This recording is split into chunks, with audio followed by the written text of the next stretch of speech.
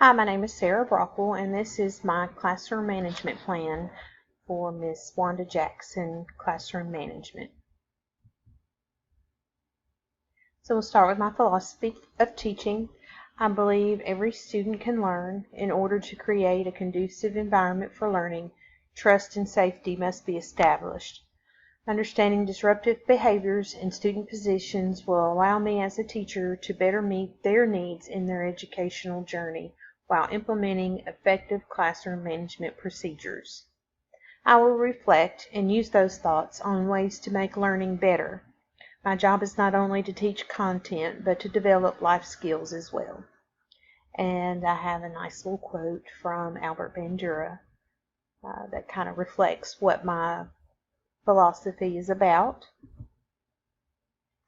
My mission statement: Miss Brockwell's science class will seek to become lifelong learners by questioning what we see, hear, and do. We will apply what we know to problem solve and engage the world. We will be proactive and work hard. We will be open to ideas and dream big. We will make mistakes but work through them. We will listen and follow directions. We will be kind and respectful. We will have fun learning about science. And here is my parent letter. Just a little something to send to parents and guardians to introduce myself and let them know a little bit about expectations. And there's also a student-teacher-parent contract. This is something that the teacher, student, and parent or guardian will need to sign. So this is the teacher and the student part that you see with the parent guardian here on this slide.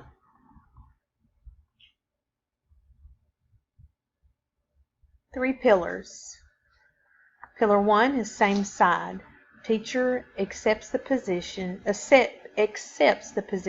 the disruptive student while rejecting the disruptive behavior. Validation, communication, and empathy is crucial in connecting with the student. This helps show the teacher that the teacher is not against the student but on the same side.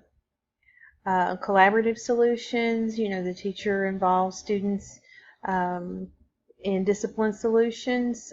This allows them to collaborate and share their responsibility. Learned responsibility. The outcome for providing discipline is for the student to take responsibility for themselves and their action. This promotes self-management, self-efficacy, autonomy, and aids in the developing of life skills. So there's 4 types of disruptions. There's aggression. It comes in many forms. You've got physical, direct, and indirect. That would be, actually laying a hand on a student, or indirect, like tearing some papers up or throwing things. Verbal, will be shouting and insults, and gestures, of course, will be things that you do with your hands or something like that. Breaking the rules. It's the second type of disruption. It covers many things such as timeliness, materials, dress, and behavior. So what that means, is they may not be turning in their homework, may not be dressing to the dress code, and of course breaking the rule with their behavior if they're acting out in class. Confrontation is a power play. This could be seen as aggression, disrespect, refusing, and instigating.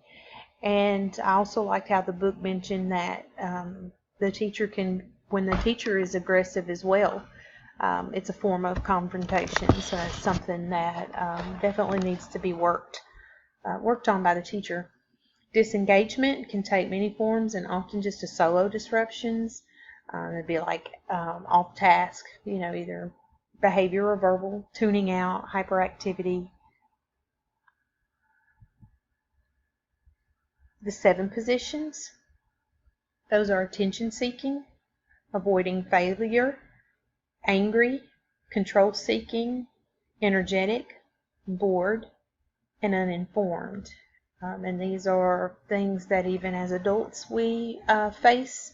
So we have to remember these young minds don't really know how to handle such big emotions. So when the needs associated with the student positions are met in responsible ways, students do not need to be disruptive. So in responding to the 7 positions, again, we have all basic needs that need to be met. The teacher accepts that being in the various positions is part of the human condition and meets the needs of the student. Also, the teacher should provide appropriate response to the displayed position when they occur. So important to pull in that safety, that I mentioned earlier on in my slide as something that trust and safety that I strive for in my classroom. Here's a couple of my classroom rules. Doing middle school, I think keeping them simple.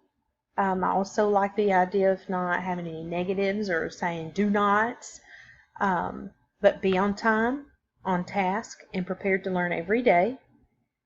Respect the teacher, the classroom, other students, and yourself. Be responsible for your own learning. Clean up after yourself and your peers.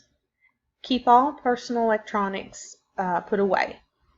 And to me, I think just about anything will fall under one of those that you encounter.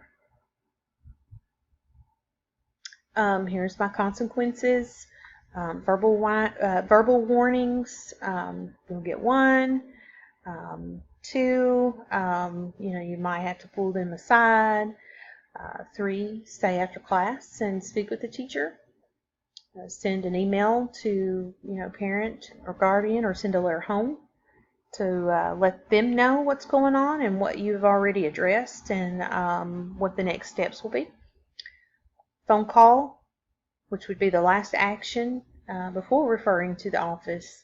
And then if the disruption continues, of course, the student will be sent to the office. Classroom procedures. Entering the room, students will enter the room quietly and be seated to start on bell work. When needing something from the teacher, I want my students to be able to raise their hand. This could be for asking a question, needing to use the restroom, some type of need, and they need me. That's what I expect. Working together in groups. We will have a lot of station time and group time, and so I expect them to be able to listen and do all the instructions and participate and respect each other. Again, I feel like these are things that will help establish that safe environment where we can all work together and make mistakes together, and don't want it to be too stuffy. I want students to have a little bit of freedom, but I don't want them to be able to abuse those and have their privileges taken away. I like the idea of a reward system. Even bigger kids, I think sometimes they get overlooked, but they do like recognition. I think even as adults we like recognition.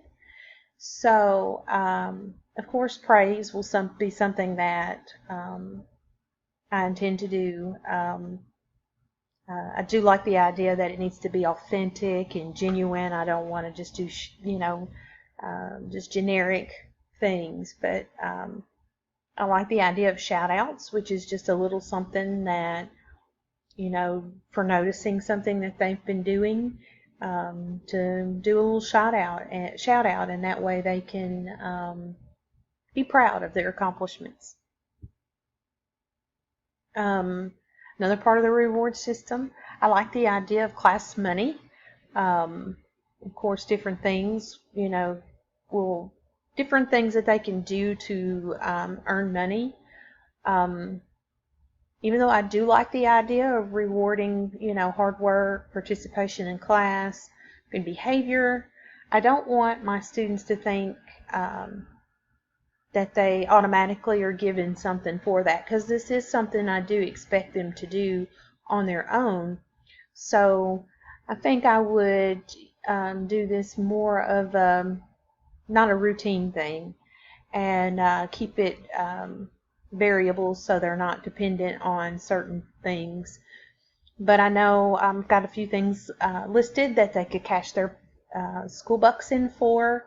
You know, sit in a comfy chair, listen to their music on their headphones, retake a quiz, do errands, homework pass, pay for test questions, accept a late assignment. So, you know, these are things that are also free and cost effective for the teacher, but these are things that students want and would be motivated to try their best to be able to receive some of these rewards. Attention signal. I like the idea of call outs to get the attention from class. I'd probably have them vote on which ones they like the best, but I've got some examples for you. You know, like peanut butter, and the student says jelly time. You know, these are cues to get on task or to begin the lesson.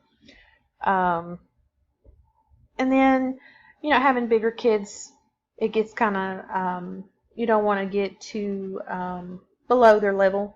And so I like the idea of just doing a thumbs up, thumbs down, have that thumb in the middle if they don't really understand something. But I don't think it's necessary for bigger kids to have some of the ones that younger kids thrive with. And that's the end of my presentation, and I hope you enjoyed it, and I've learned so much from this class, and have a great day.